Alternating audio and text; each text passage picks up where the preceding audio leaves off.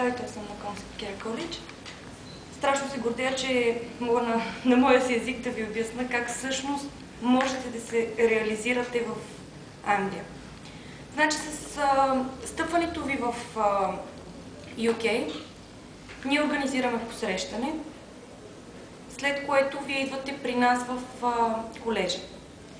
Попълвате необходимите бланки и документи и ви настаняваме в квартирите, където ще останете около седмица. Като казвам седмица, нямам предвид точно 7 дни. Може да са 5 дни, може да са 10 дни. В зависимост от това какви са изискванията от работодателя.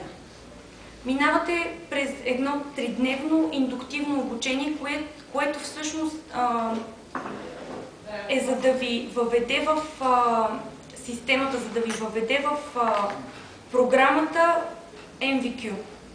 Значи, 3 са програмите, които предлагаме, 3 са всъщност и възможностите ви за работа. Едната MVQ програма е за Customer Service или грижа за клиента.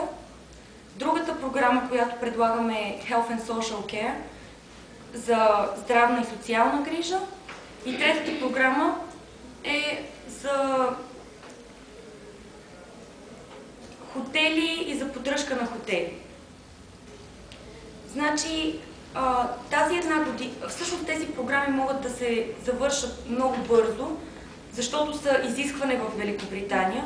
Ние сме ги направили за една година, точно заради това, за да съберете 12-те легално работени месеца и да можете да подадете документите за така наречената синя карта, която всъщност ви дава един стабилен статут в страната и ви отваря всъщност вратите за работния пазар. Значи, програмите естествено не са безплатни. Те се заплащат, но за ваше улеснение сме ги направили така, че да се плати една регистрационна такса и след това, след първия ви работен месец, да започнете да изплащате цялата сума на равни вноски. На нас ни е ясно, че отивате да работите и няма да ви е лесно. Точно за това първият ви месец го оставяме свободен.